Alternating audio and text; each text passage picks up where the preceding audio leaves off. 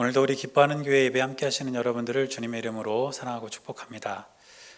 오늘은 우리가 정부의 사회적 거리두기 그 단계에 따라서 온라인과 오프라인으로 이렇게 병행해서 예배를 드립니다. 지금 여러분들 가정에서 온라인으로 예배를 드리시는 분들은 비록 장소가 교회는 아니지만 경건하고 또 진실한 마음으로 하나님께 예배를 드릴 수 있기를 바랍니다. 오늘은 대강절 첫 번째 주일인데 우리 다 함께 사도신경으로 우리 신앙을 고백하겠습니다. 전능하사 천지를 만드신 하나님 아버지를 내가 믿사오며 그 외아들 우리 주 예수 그리스도를 믿사오니 이는 성령으로 잉태하사 동정녀 마리아에게 나시고 본디오 빌라도에게 고난을 받으사 십자가에 못 박혀 죽으시고 장사한 지 사흘 만에 죽은 자 가운데서 다시 살아나시며 하늘에 오르사 전능하신 하나님 우편에 앉아 계시다가 저리로서 산자와 죽은 자를 심판하러 오시리라. 성령을 믿사오며 거룩한 공예와 성도가 서로 교통하는 것과 죄를 사하여 주시는 것과 몸이 다시 사는 것과 영원히 사는 것을 믿사옵나이다. 아멘. 함께 찬송가 80장 찬양하겠습니다.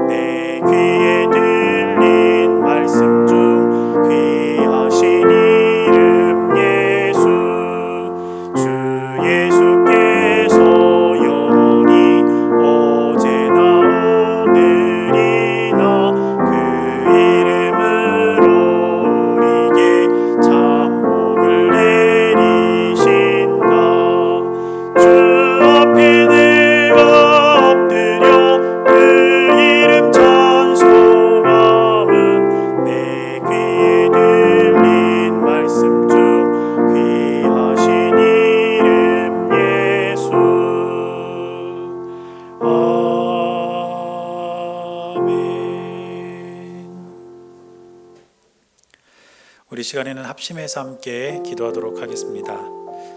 먼저 오늘 예배와 또 우리 교회를 위해서 기도하겠습니다. 하나님께서 우리 예배를 기억해 주셔서 우리가 비록 온라인으로 예배를 드리시는 분들도 계시지만 우리가 어디에 있든지 이 예배가 영과 진리로 드려지는 귀한 예배가 될 수 있게 해달라고 하나님께 기도해 주시고 우리 기뻐하는 교회가 이 지역에 하나님의 뜻을 전하고 또 많은 사람들을 구원하는 그런 주님의 도구로 쓰임받는 교회 될 수 있도록 해달라고 함께 기도하겠습니다.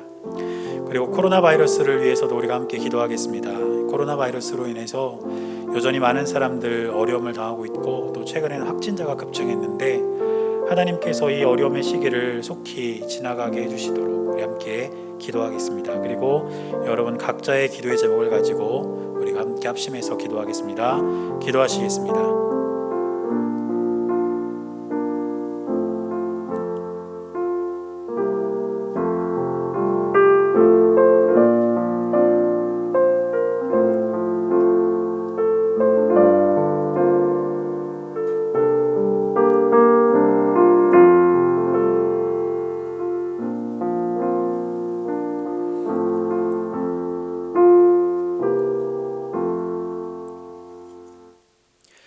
살아계신 하나님, 하나님의 은혜와 사랑이 우리 가운데 있음을 기억하며 오늘도 귀한 예배의 자리로 나올 수 있도록 우리 삶을 인도하여 주시니 감사를 드립니다.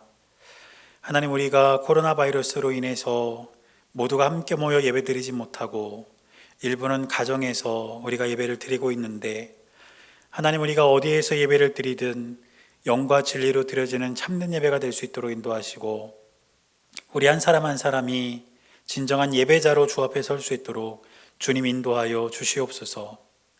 우리 기뻐하는 교회를 이곳에 세우셨으니 우리 교회를 통하여 하나님의 뜻이 이 땅 가운데 증거되게 하시고 많은 사람들이 구원받는 역사가 있도록 우리 교회를 주님의 도구로 사용하여 주옵소서. 무엇보다 코로나 바이러스로 인해서 많은 사람들이 고통당하고 있습니다. 최근에는 확진자가 급증하며 여러 가지 위험과 또 어려운 상황에 직면해 있습니다. 하나님, 이 고통의 시기가 속히 지나가게 하시고 우리에게 지혜와 명철을 주셔서 백신과 치료제가 잘 개발되어 이 어려운 시기가 다시 한번 일상의 삶으로 바뀔 수 있도록 주님 함께하여 주옵소서. 또 이 시간 예배를 드리는 사랑하는 주의 백성들의 삶 가운데 많은 기도의 제목들과 마음의 소원들이 있습니다. 우리 주님께서 기억하여 주셔서 그 기도의 제목들, 마음의 소원들이 하나님의 때에 하나님의 방법으로 응답되도록 우리 삶 가운데 역사하여 주옵소서. 우리 주님께서 이 시간 우리 예배를 기쁘게 받아주실 것을 믿으며 살아계신 예수님의 이름으로 간절히 기도드렸습니다. 아멘.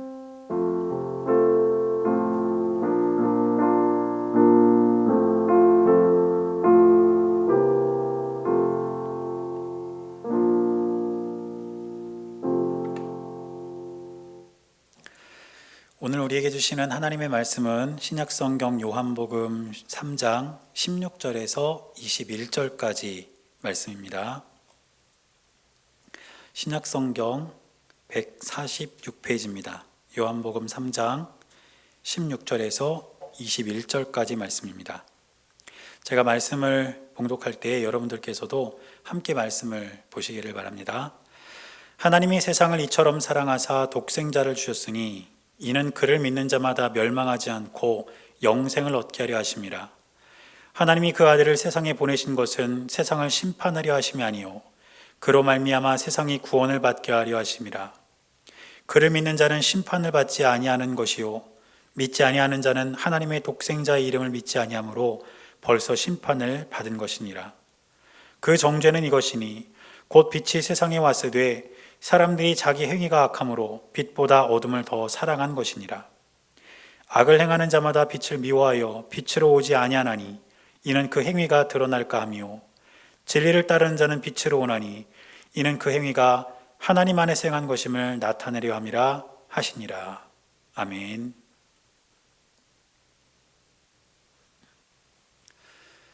오늘도 살아계신 하나님의 은혜가 여러분들의 삶 가운데 함께 하시기를 주님의 이름으로 간절히 축원합니다. 우리 옆에 함께 예배드리시는 분들과 같이 인사하겠습니다. 하나님께서 우리와 함께 하십니다. 우리 이렇게 인사하겠습니다. 시작. 하나님께서 우리와 함께 하십니다. 교회력에 따라서 이제 오늘부터 대강절이 시작됩니다. 대강절은 한자로 표현된 말인데 대자는 기다릴 대자, 그리고 강자는 내릴 강자, 이렇게 써서 예수님께서 이 땅에 내려오신 것을 우리가 기다리는 절기다, 이런 의미로 쓰이고 있습니다. 이 대강절은 총 4주를 우리가 지내게 되는데 이 4주 동안 우리는 예수님이 이 땅에 오신 것을 기다리면서 또 우리를 위해 이 땅에 오신 것을 기뻐하면서 대강절을 지내게 됩니다. 대강절은 다른 말로 대림절이라고도 부릅니다. 마찬가지로 대자는 똑같이 기다릴 대자고 림자는 임할 림자, 이렇게 써서 이 땅에 임하신 예수님을 기다린다, 이런 의미로도 쓰이고 있고, 또 대강절, 대림절, 여기서 앞에 있는 대자를 떼어버리고 뒤에 있는 단어만 붙여서 강림절, 이렇게 부르기도 합니다.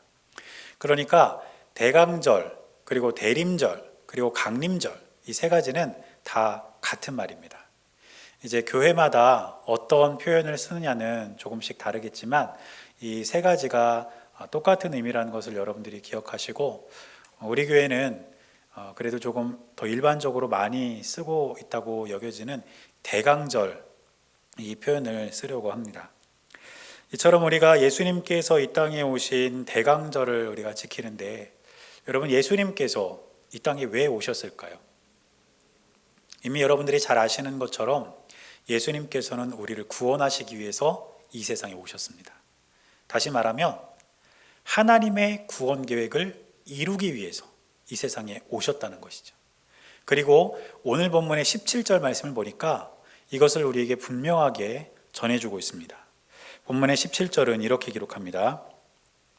하나님이 그 아들을 세상에 보내신 것은 세상을 심판하려 하심이 아니요 그로 말미암아 세상이 구원을 받게 하려 하심이라.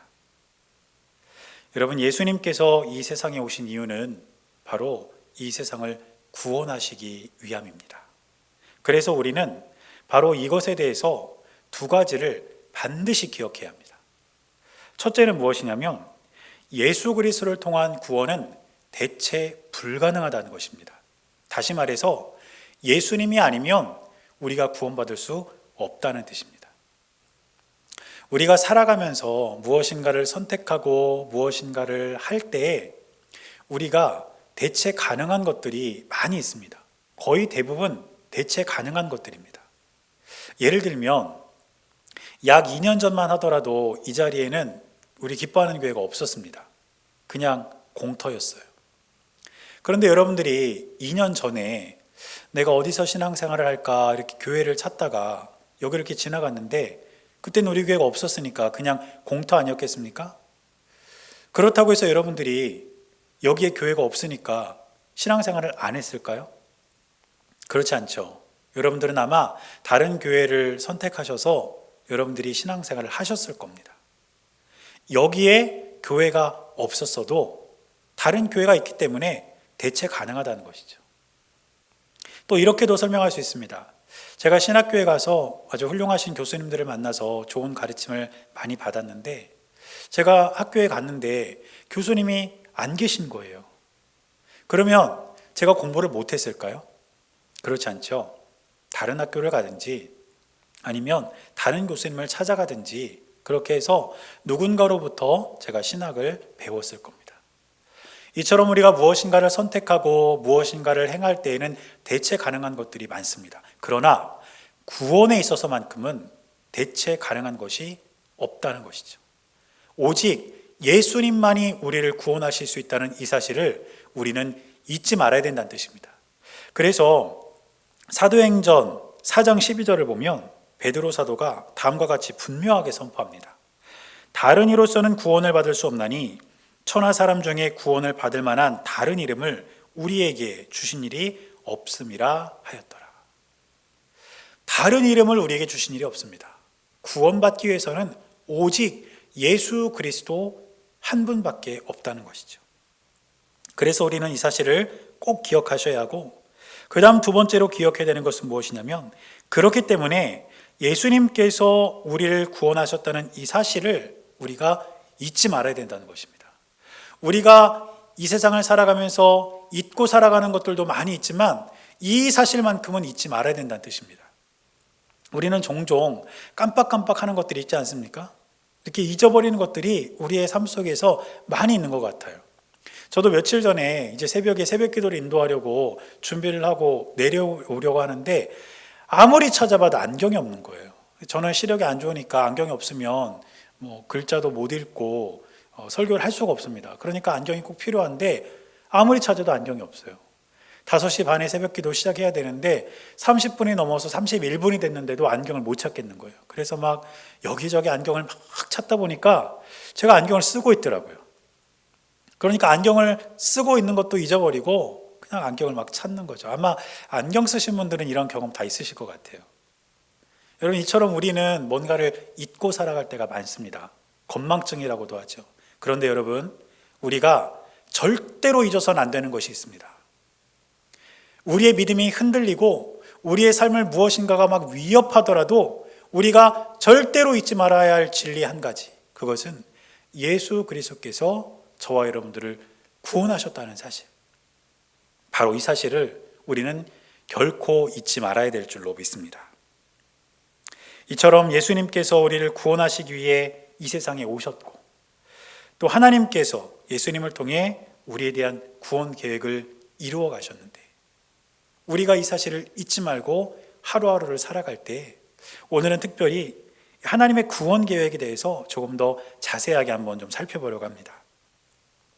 여러분, 하나님의 구원 계획이 어디서부터 시작되었냐면 죄가 이 세상에 들어오면서부터 시작되었습니다. 죄로 인해서 모든 사람은 어둠에 거하게 되었지만 하나님은 그런 우리를 구원하심으로써 어둠에서 빛으로 우리를 부르셨다는 것입니다. 오늘 본문의 19절을 보니까 이렇게 기록하고 있습니다. 그 정죄는 이것이니 곧 빛이 세상에 왔으되 사람들이 자기 행위가 악함으로 빛보다 어둠을 더 사랑한 것이니라. 여러분, 무슨 뜻일까요? 예수님께서 이 세상에 오셨어도 악한 행위로 인해서 어둠을 더 사랑하는 자들이 있었다는 겁니다. 이게 우리 인간의 본성입니다. 그러나 21절 말씀을 보면 또 어떤 사람들에 대해서 기록합니까? 진리를 따르는 자는 빛으로 오나니 이는 그 행위가 하나님 안에서 행한 것임을 나타내려 함이라 하시니라. 진리를 따라서 빛으로 나오는 사람들도 있었다는 것이죠. 그래서 하나님께서 우리를 구원하시려는 이 구원 계획은 무엇이냐면 본질상 진노의 자녀인 우리가, 그래서 어둠에 거할 수밖에 없는 우리가 빛이신 예수 그리스도를 인해서 빛의 자녀로 나올 수 있도록 하는 것, 그것이 바로 하나님의 구원 계획이라는 것입니다. 그래서 하나님이 이 일을 이루시기 위해서 선택하신 방법이 있는데 우리는 그것을 대속이라고 부릅니다. 이 대속은 다른 사람의 죄를 대신하여 벌을 받아서 그 죄를 속하는 것을 말합니다. 그리고 하나님의 이 대속은 언제부터 시작되었냐면 태초부터 시작됐다는 것을 우리가 알 수 있습니다. 여러분, 창세기 1장을 보면 하나님께서는 이제 천지를 창조하시죠. 그런 다음에 2장으로 넘어가서 보면 에덴 동산을 지으신 하나님께서 아담과 하와에게 동산에 있는 각종 나무의 열매는 뭐든지 다 먹어도 좋다고 말씀하십니다. 그런데 그렇게 말씀하시면서 딱 하나의 예외사항을 두시는데 그것이 무엇이냐면 선악을 알게 하는 나무의 열매는 절대로 먹어서는 안 된다, 이렇게 말씀하셨습니다.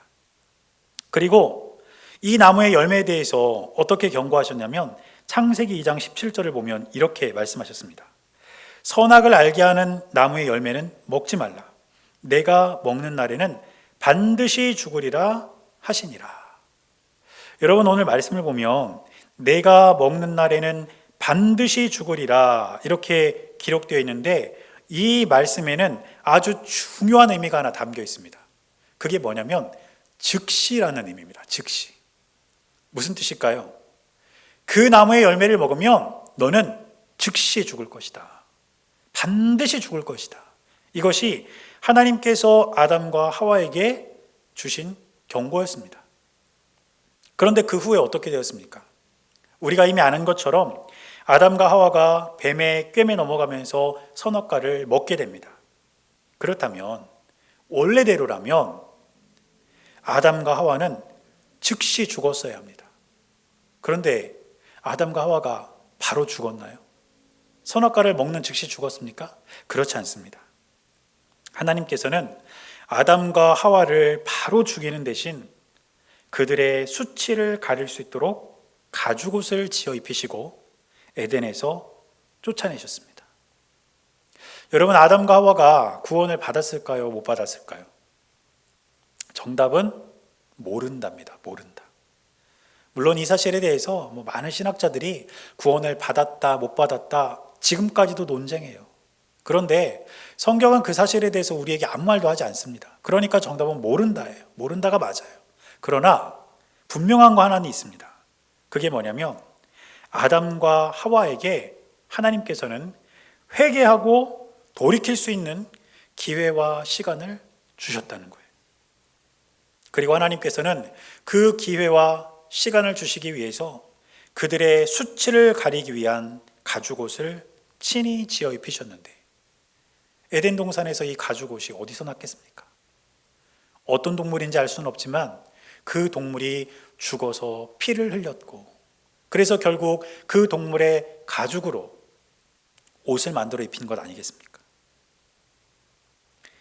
죄는 아담과 하와가 지었는데 그 죄로 인한 수치와 부끄러움을 가리기 위해서 종류를 알 수 없는 한 동물이 죽었다는 것입니다. 또 출애굽기를 보면 이스라엘 백성들이 애굽에서 나올 때 어떤 일이 있었습니까? 모세가 아론과 함께 애굽의 바로를 찾아갑니다. 그런 다음에 우리 이스라엘 민족이 이 애굽에서 나가게 해달라고 요청을 합니다. 그런데 애굽의 바로는 그들의 요청을 들어주지 않아요. 그래서 애굽에는 나일강이 피로 변하는 재앙으로 시작해서 흑암이 온 땅에 덮이는 9가지의 재앙이 차례차례 임했지만 바로는 눈도 깜짝하지 않고 이스라엘 백성들을 보내지 않았습니다. 그런데 10번째 재앙이 있은 후에 바로는 마침내 이스라엘 백성들을 놓아주게 되죠. 여러분, 이 10번째 재앙이 무엇입니까? 애굽 땅의 모든 집에 있는 장자, 그것이 사람이든 가축이든 그 첫째가 되는 존재는 다 죽는 것이 10번째 재앙이었습니다. 그래서 출애굽기 12장 12절을 보면 이렇게 기록합니다. 내가 그 밤에 애굽 땅에 두루다니며 사람이나 짐승을 막론하고 애굽 땅에 있는 모든 처음 난 것을 다 치고 애굽의 모든 신을 내가 심판하리라. 나는 여호와라. 여러분, 이 말씀을 잘 보시면 하나님께서는 애굽 땅을 두루다니며 사람이나 짐승이나 모든 처음 난 것을 다 죽일 것이다, 이렇게 말씀하셨습니다. 그런데 이스라엘 백성들도 애굽 땅에 살고 있지 않았습니까? 그러니까 이 말씀은 이스라엘 백성들도 사실은 다 포함하는 거예요. 왜냐하면 애굽 땅에 있는 모든 사람들에게 해당되는 말이기 때문입니다. 그런데 하나님께서는 한 가지 사실을 더 말씀하시죠. 그 뒤에 이어지는 13절 말씀입니다. 내가 애굽 땅을 칠 때에 그 피가 너희가 사는 집에 있어서 너희를 위하여 표적이 될지라.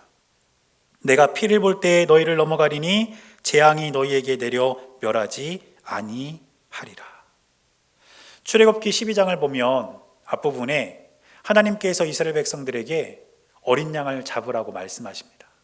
그리고 그 어린 양의 피를 그들의 집에 있는 문설주와 문인방에 바르라고 말씀하신 거예요. 그러면 죽음의 사자가 애굽 땅을 휩쓸고 지나갈 때에 그 피가 발라져 있는 집은 들어가지 않고 넘어가겠다는 것이죠. 이스라엘 백성들은 흠없는 어린 양을 잡고 그 피로 인해서 죽음을 면할 수가 있게 되었다는 것입니다. 이들이 죽음의 사자를 피하고 살기 위해서 어떤 희생이 있었습니까? 어린 양의 희생, 그 죽음이 있었다는 것을 뜻하는 것입니다. 그렇게 기적적으로 출애굽한 이스라엘 백성들은 이제 광야로 나가게 됩니다. 그리고 하나님께서는 그런 백성들에게 제사에 대한 규례를 말씀해 주셨습니다. 그런데 하나님께서 말씀하신 제사의 규례 중에서 죄를 속하기 위한 제사, 즉 속건제에 대한 규례를 보면 사람이 지은 죄를 속하기 위해서, 다시 말해서 사람이 지은 죄를 용서받기 위해서는 짐승이 죽어야 했습니다. 그런데 속건제의 규례가 기록되어 있는 레위기 4장의 말씀을 쭉 읽어보면 사람의 죄를 속하기 위한 제물은 철저하게 죽고 그렇게 죽은 제물이 다시 완전히 불태워지는 것을 알 수가 있습니다. 먼저 제물은 제사장에 의해서 죽임을 당하게 됩니다. 그리고 그 피가 번제단에 뿌려집니다. 그런 다음에 그 제물은 번제단에서 다 태워지게 되는데 모든 것이 남김없이 태워져서 전부 다 제가 됩니다. 사람의 죄를 위해서 한 동물이 철저하게 죽고 그 동물의 흔적도 없이 사라지게 된다는 것입니다. 죄는 사람이 지었는데 그 죄에 대한 대가는 동물이 받았습니다. 사랑하는 여러분, 아담과 하와가 죄를 지었을 때 그 수치를 가리기 위해서 죽은 그 동물의 피, 이스라엘 백성들이 죽음의 사자를 피하기 위해서 죽어야 했던 어린 양의 피, 그리고 이스라엘 백성들의 죄를 속하기 위해서 죽어야 했던 그 짐승들의 피, 이것이 바로 대속입니다. 여러분, 우리의 죄는 그냥 사해지는 것이 아니라 우리의 죄를 위한 누군가의 희생이 있어야만 한다는 것입니다. 그래서 히브리서 9장 22절을 보면 다음과 같이 기록합니다. 율법을 따라 거의 모든 물건이 피로써 정결하게 되나니 피 흘림이 없은즉 사함이 없느니라. 여러분, 죄사함을 위해서는 반드시 피 흘림이 필요하다는 것 아닙니까? 그리고 이 대속이 누구를 통해서 완성되었습니까? 바로 예수 그리스도를 통해서 완성되었습니다. 세상을 향한 하나님의 구원 계획은 예수 그리스도의 십자가를 통해서 완성되었고, 이 십자가 사건은 세상을 향한 하나님의 사랑을 확증하는 것이었습니다. 그래서 로마서 5장 8절을 보면 이렇게 기록합니다. 우리가 아직 죄인 되었을 때에 그리스도께서 우리를 위하여 죽으심으로 하나님께서 우리에 대한 자기의 사랑을 확증하셨느니라. 죄를 지어 영원한 죽음에 이를 수밖에 없는 저와 여러분들을 위해서 예수님께서 우리의 죄를 대속하셨고, 이를 통해서 하나님은 그 구원 계획을 완성하셨으며 그로 인해 이 세상을 향한 하나님의 사랑을 증명하셨습니다. 그렇다면 우리는 그 대속의 십자가를 우리 마음 가운데 새기고 어떻게 살아가야 될까요? 우리는 우리를 위해 땅에 오신 예수님께 대한 이 믿음을 철저하게 지켜나가야 될 줄로 믿습니다. 오늘 본문의 16절 말씀을 보면 이렇게 기록하고 있습니다. 우리에게 너무나 유명한 말씀이죠. 하나님이 세상을 이처럼 사랑하사 독생자를 주셨으니 이는 그를 믿는 자마다 멸망하지 않고 영생을 얻게 하려 하심이라. 여러분, 우리가 멸망하지 않고 영생을 얻기 위해서는 예수님을 믿어야 합니다. 그런데 이 믿음은 두 가지로 나뉠 수 있습니다. 첫째는 어떤 믿음이냐면 예수님께서 우리를 위해 하신 일에 대해서 우리가 믿음을 가져야 합니다. 나는 죄인이고 내가 죽어야 마땅한데 예수님께서 나를 대신해서 십자가에 죽으심으로 내가 구원받고 하나님의 자녀가 되었으며 하나님 나라에서 영생을 누릴 수 있게 되었다는 이 사실, 예수님께서 행하신 그 일을 우리가 믿어야 한다는 것이죠. 그리고 두 번째로 우리가 믿어야 되는 것은 무엇이냐면 바로 그렇게 하신 예수님이 실제로 존재하시는 분이라는 사실을 믿어야 합니다. 여러분, 예수님은 가공된 신화 속에 등장하는 분이 아닙니다. 여러분, 예수님에 대해서 교회 안에서만 가르치는 거 아닙니다.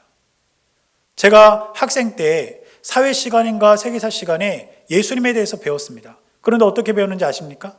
예수님을 세계 4대 성인 중에 한 명으로 그렇게 가르치더라고요. 거기서 가르치는 예수님은 그저 예수님은 이 세상에 오셔서 다른 사람들과 차원이 다른 그런 삶을 사셨던 또 하나의 인간, 일반적인 인간과는 다른 평범함을 뛰어넘는 조금 더 훌륭한 그런 인간, 그런 사람으로 예수님을 소개하고 그런 예수님의 훌륭한 점을 본받아라, 이 정도로 가르쳐 주었습니다. 그러나 예수님은 이 세상에 존재하셨던 평범한 사람보다 조금 더 뛰어나고 조금 더 다른 사람들을 많이 사랑하고 그렇게 이 땅을 사셨던 또 하나의 사람으로 그렇게 우리가 기억하고 믿어야 될 것이 아니라 우리의 죄를 대속하기 위해서 죽으시고 다시 부활하셔서 하나님 우편에 앉으셨을 뿐 아니라 지금도 여전히 살아계셔서 보이지 않는 손길로 우리와 늘 함께 하시고 우리의 삶 가운데 동행하시면서 우리를 이끌고 계시고 우리의 손을 붙잡고 계신 분이라는 그 사실을 우리가 잊지 말고 기억하고 믿어야 된다는 뜻입니다. 이 두 가지 믿음이 우리에게 있을 때에 하나님의 구원 계획은 완성되고 우리는 구원받는 하나님의 백성이 되는 것입니다. 사랑하는 여러분, 그러므로 우리의 죄를 대속하기 위해 이 땅에 오신 예수님께 대한 이 두 가지 믿음을 여러분들 잊지 마시기를 바랍니다. 어떤 상황과 어떤 환경과 또 우리의 믿음을 흔들 만한 어떤 유혹의 손길이 우리에게 찾아올지라도 예수님은 내 죄를 사하기 위해 십자가에 달려 돌아가셨다. 그리고 그분은 다시 부활하셔서 지금도 여전히 살아계시는 분으로 나와 함께 하신다. 이 믿음을 놓지 않고 살아가는 여러분들의 삶이 될 수 있기를 주님의 이름으로 간절히 축원합니다. 처음에 말씀드렸던 것처럼 우리가 이제 대강절을 오늘부터 지내게 됩니다. 예수님을 기다린다는 것, 대강절을 우리가 이렇게 지낸다는 것은 우리의 일상에서의 어떤 삶을 놓고 보면 다시 말해서는 성탄절을 기다린다, 이런 의미로 볼 수도 있습니다. 그런데 해마다 성탄절이 되면 사람들이 참 많이 들떠 있습니다.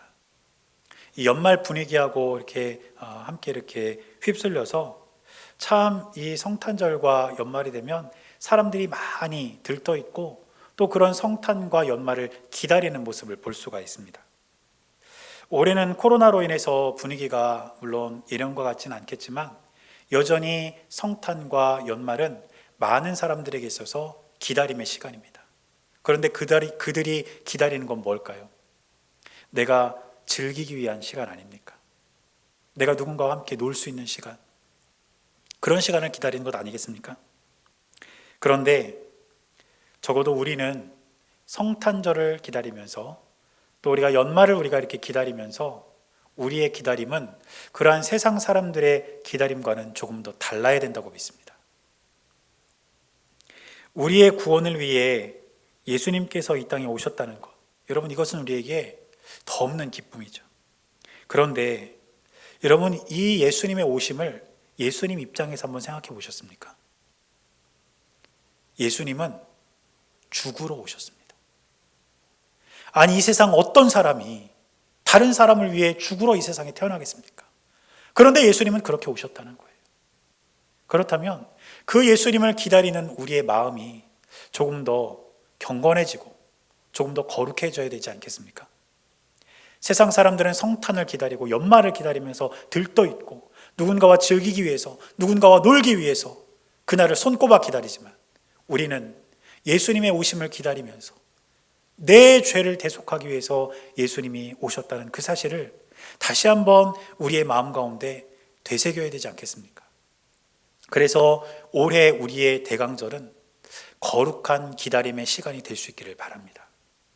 세상 사람들과 같이 들떠 있어서 연말과 성탄을 기다리는 것이 아니라 우리의 죄를 위해 이 땅에 오신 예수님을 우리가 기다리면서 그 예수님이 나에게 과연 어떤 분인지, 그리고 그분이 내 인생에 있어서 얼마나 소중하고 귀한 분인지 우리가 생각하면서 예수님의 오심을 기다리는 그러한 이 대강절을 지낼 수 있는 저와 여러분들이 될 수 있기를 바랍니다.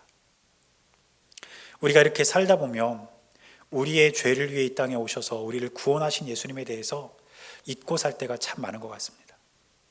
우리의 일상이 바빠서 또 여러 가지 이유로 인해서 예수님이 나를 구원하셨다는 그 사실을 우리가 깜빡깜빡하고 살 때가 많은 것 같아요. 그러나 여러분, 우리가 이 대강절을 지내면서 하나님의 구원 계획을 이루기 위해, 우리의 죄를 대속하시기 위해 이 세상에 오셔서 우리 대신 십자가에 달려 죽으신 예수님을 우리가 한번 경건한 마음으로 기억하고 다시 한번 그 주님을 우리 마음속으로 새기는 시간이 될 수 있기를 바랍니다. 그래서 저와 여러분들의 삶 가운데 여전히 살아계셔서 우리와 함께 하시는 그 예수님과 늘 믿음으로 동행하며 살아가는 저와 여러분들이 될 수 있기를 주님의 이름으로 간절히 축원합니다. 기도하겠습니다. 살아계신 하나님, 하나님의 은혜가 우리의 삶 가운데 있음을 기억하며 오늘도 믿음으로 주님 앞에 나아갑니다. 전능하신 주님께서 친히 함께하여 주시고 인도하여 주셔서 하나님의 구원 계획을 이루시기 위해 이 땅에 오신 예수님을 우리가 믿음으로 기다리게 하시고 그 기다림이 거룩한 기다림이 되어서 다시 한번 주님을 우리의 삶 가운데 되새길 수 있는 귀하고 복된 시간이 될 수 있도록 은혜를 내려 주시옵소서. 우리 주님께서 늘 함께하여 주시고 인도하여 주실 것을 믿으며 살아계신 예수님의 이름으로 간절히 기도드렸습니다. 아멘. 다 함께 찬송가 304장 함께 찬양하겠습니다.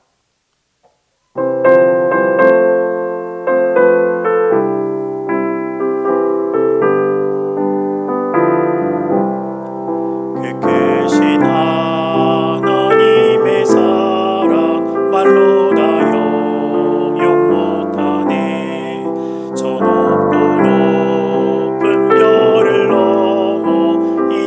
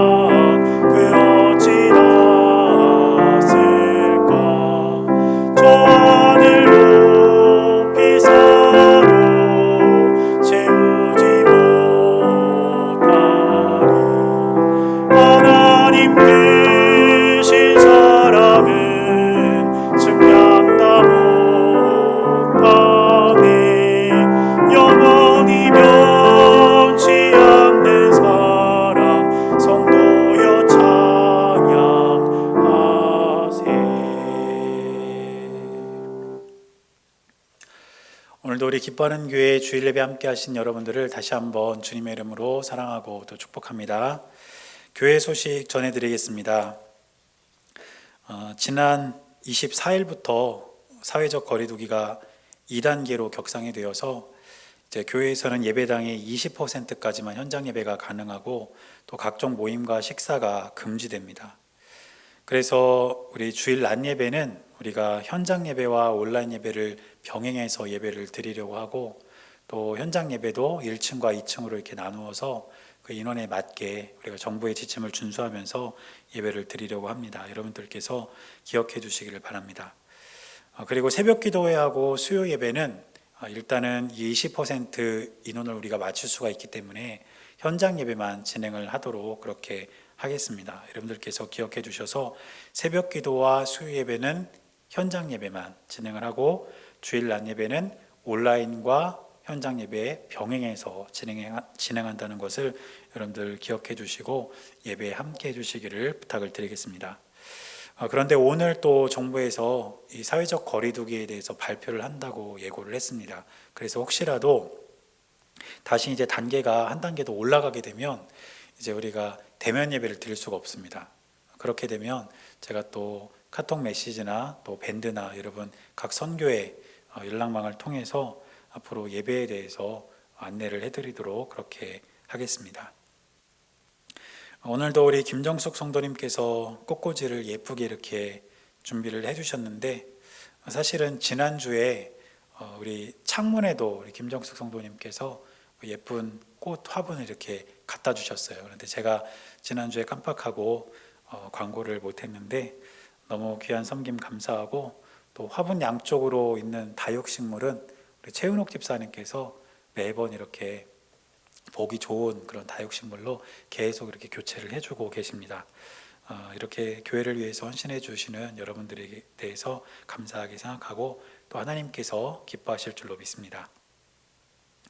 이번 주 12월 3일에 대학 수학능력 시험이 있습니다. 우리 교회에서는 안인성 권사님 가정의 안상욱 학생, 그리고 신승원 집사님 가정의 신영서 학생이 수능 시험을 봅니다. 여러분 많이 기도해 주셔서 준비한 만큼 하나님께서 지혜 주셔가지고 좋은 결과 있도록 같이 기도해 주시기를 부탁을 드리겠습니다. 그리고 어제 날씨가 좀 추웠는데 우리 남선교회와 여선교회 회원들 오셔서 성탄 트리를 또 이렇게 아름답게 해주셨습니다. 코로나로 인해서 여러 가지 뒤숭숭한 그런 감은 있지만 그래도 우리가 예수님의 오심을 기다리면서 성탄 트리를 했는데요. 남선교회는 교회 외부에 성탄 트리를 같이 이렇게 해주셨고, 또 여선교회에서는 교회 내부 잠옷이라고 우리 강단에 성탄 트리를 예쁘게 준비를 해주셨습니다. 감사를 드립니다.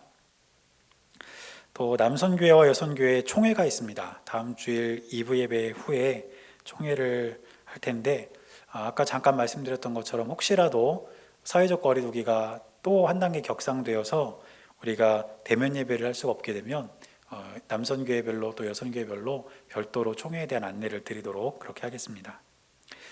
그리고 이번 주에 원래 1일에 우리가 항상 세 달 첫날 새벽 기도회를 진행을 했는데 이번 달은 우리가 생략하겠습니다. 사회적 거리두기에 대한 그런 것도 좀 있고 또 여러 가지 이유로 올해는 그냥 새벽 기도를 이렇게 쭉 진행을 하도록 그렇게 하겠습니다. 여러분 기억해 주시기를 바랍니다. 남선교회와 여선교회에서 이제 1년 결산을 하시면서 우리 성도님들에게 마스크를 한 가정당 한 박스씩 이렇게 준비를 해주셨습니다. KF94 마스크인데요. 35개가 든 한 박스가 준비가 되어 있습니다. 그래서 한 가정에 하나씩 받아가시면 되겠고, 온라인 예배를 드리셔서 오늘 이제 예배를 못 오신 분들은 교회에 들리실 일이 있으면 저에게 말씀을 해주시면 제가 그때 드리도록 하고, 또 그렇지 않으면 나중에 함께 이렇게 다 모여서 예배를 드리게 될 때 그때 또 여러분들에게 나누어 드리도록 그렇게 하겠습니다. 우리 남선교회 또 여선교회 여러분들에게 감사를 드립니다. 다 함께 축도로 오늘 예배 마치도록 하겠습니다. 이제는 우리 주 예수 그리스도의 은혜와 하나님 아버지의 크고 놀라우신 사랑과 성령님께서 함께 하시는 귀하고 복된 은혜가 이제 우리를 구원하러 이 땅에 오신 예수 그리스도를 기다리며 그 주님의 은혜를 우리 가슴 가운데 새기고 살아가길 결단하는 살아가는 주의 백성들의 모든 삶 가운데 이제로부터 영원토록 함께 하시기를 주님의 이름으로 간절히 축원하옵나이다. 아멘.